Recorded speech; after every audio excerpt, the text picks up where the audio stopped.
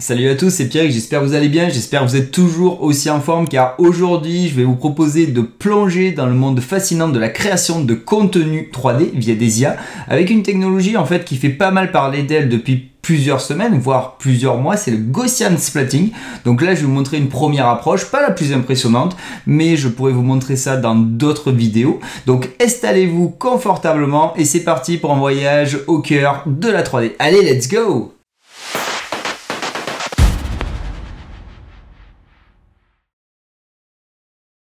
Bon, première étape, comme d'hab, ce serait bien de faire un petit tour du propriétaire. Donc là, je vais vous présenter Dream Gaussian. Donc comme je vous l'ai évoqué, c'est pas la technologie la plus impressionnante qui utilise le Gaussian Splatting, loin de là. Mais j'aime bien commencer étape par étape et au fur et à mesure, si ça vous intéresse, dans d'autres vidéos, je pourrai vous montrer des technologies beaucoup plus véloces qui se reposent sur cette technologie de Gaussian Splatting.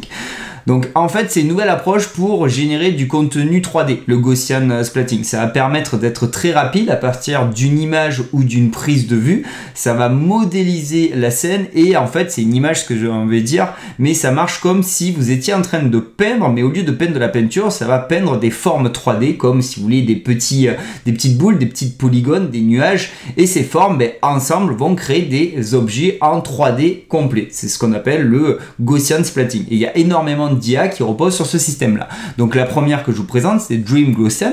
Vous aurez bien sûr le lien dans les commentaires de la description de la vidéo. Donc déjà il le compare à la technologie NERF en fait, qui était une technologie aussi qui permettait de créer des éléments en 3D, mais c'était un peu plus long, voire beaucoup plus long. Le Gaussian Splatting est beaucoup plus rapide et Dream Gaussian, donc la technologie que je vous présente là, à partir d'une image 2D va de suite transformer en objet 3D sans rien faire, c'est-à-dire avec une seule image, comme on peut le voir là avec les exemples, que ce soit avec les différents personnages qu'ils ont mis en place, de la bouffe ou des objets de tout type. On drag and drop l'image, on clique sur Generate, on attend et on aura un objet en 3D qu'on pourra télécharger pour après être utilisé dans n'importe quel logiciel 3D. Donc ça reste sympa en termes de rendu, comme je vous ai dit, il n'y a rien d'impressionnant, mais je trouve cette technologie intéressante et comme toutes les IA, de toute façon, ça va s'améliorer au fur et à mesure. Et ce qui est intéressant, c'est qu'après, quand vous avez exporté, donc là on a des exemples qu'ils ont mis en place avec les personnages, donc comme je dis, c'est pas parfait, loin de là, mais comme toutes les IA, quand ça arrive sur le marché, au début, rappelez-vous ce qui était capable de faire Midjourney dans la V1, V2 ou V3, tout le monde se moquait des rendus, c'est pareil pour toutes les autres IA.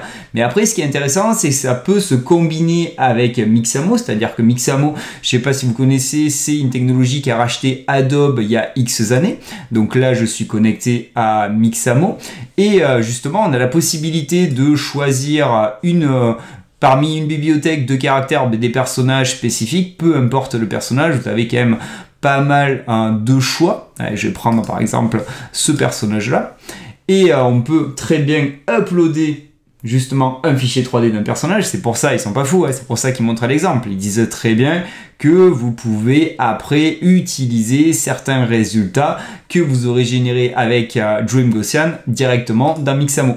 Et l'avantage de Mixamo, c'est que vous avez aussi la possibilité de faire des animations. Vous avez justement des animations prédéfinies qui pourraient être directement utilisées sur le caractère.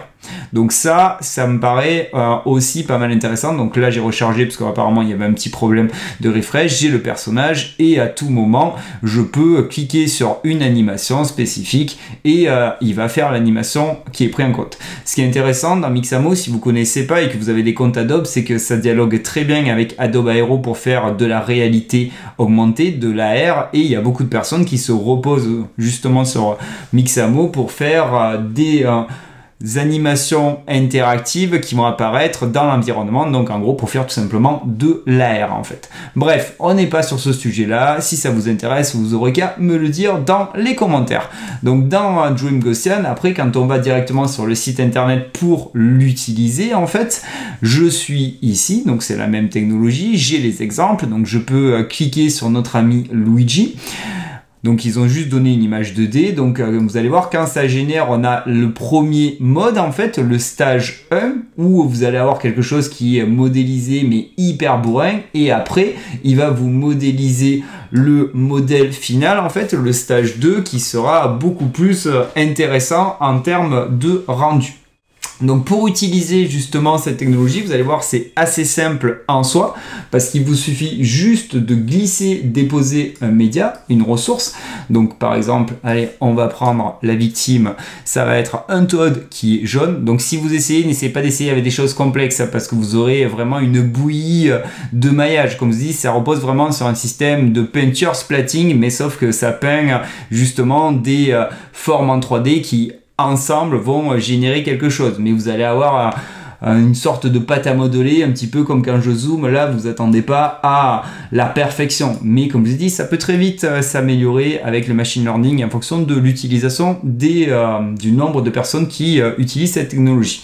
Donc là, du moment que vous avez glissé, déposé, vous n'avez rien d'autre besoin de faire que de cliquer sur Generate et d'attendre le résultat. Donc au début, comme je vous ai dit, il va bosser sur le premier modèle et après, il va bosser sur le second modèle.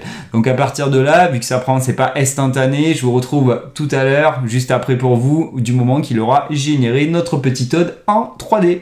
Ok, ben notre petite ami Toad a été modélisé, donc le stage 1, ben c'est pas ouf, hein, de toute façon, on est sur quelque chose de pas très détaillé, comme à chaque fois avec tous les stages 1, et le stage 2 c'est un peu mieux, donc c'est quand même franchement révolutionnaire, parce qu'on a juste donné une seule image en fait, à partir de là que le splatting soit capable de modéliser en 3D, et ici après vous téléchargez et vous avez une ressource que vous pouvez ouvrir dans n'importe quel logiciel 3D, donc ça reste quand même intéressant et une technologie à suivre, parce que comme j'ai dit, le Gaussian splatting, je pourrais vous montrer un exemple d'une autre IA qui utilise le Gaussian splatting, mais à un autre niveau, un niveau beaucoup plus professionnel. Vous allez voir que ça va être assez bluffant, mais là ça fait le job. Après c'est sûr que si vous zoomez, vous attendez pas à la qualité de comme si on avait modélisé dans un logiciel 3D notre ami Toad, hein. Mais ça va très vite évoluer et beaucoup de personnes disent que le Gaussian splatting, ça sera clairement l'avenir de la 3D combiné avec des IA. Donc franchement, je voulais vous le présenter parce que lorsque je l'avais découvert il y a quand même déjà pas mal de temps, j'avais trouvé ça hyper fun et je me suis dit ok, c'est à suivre, comme pas mal d'IA qui sortent au début, il n'y a rien d'impressionnant, mais on peut voir le potentiel, et le potentiel, comme je vous ai dit, il est plus à prouver, parce que si je vous montre une autre IA qui utilise le Gaussian splatting, là on est sur un tout autre niveau, c'est-à-dire que à partir d'une prise de vue, je suis vraiment dans un environnement 3D, donc ça repose vraiment sur le Gaussian splatting. On voit, si je dézoome, vous voyez les petits bouts comme les rushs de peinture, sauf que là c'est des petits bouts justement de forme 3D, et les formes 3D ensemble vont former un tout, donc c'est quand même assez révolutionnaire, et comme je vous ai dit, c'est clairement l'avenir de la 3D combinée avec de l'IA.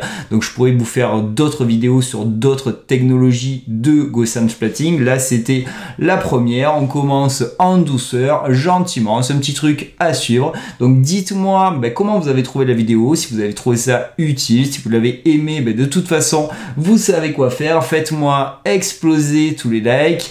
Si vous voulez louper aucune autre des prochaines vidéos, pareil, c'est pas compliqué. Il y a une petite cloche, vous cliquez et vous serez notifié. Et si vous kiffez bien les différentes vidéos que je fais et que vous voulez soutenir la chaîne et soutenir le travail que je mets en place, parce que ça demande du taf et je fais ça en dehors de mes heures de travail, abonnez-vous, ça fait plaisir, ça booste l'algorithme. Comme je vous ai dit, le but c'est qu'on se crée une bonne petite communauté qui soit passionnée de la création en fait de PAO et aussi d'IA, parce que de toute façon l'IA impacte grandement notre façon de travailler aujourd'hui, donc vous pouvez compter sur moi pour vous donner tous les tricks et astuces en tout genre qui gravitent autour de mes différentes passions.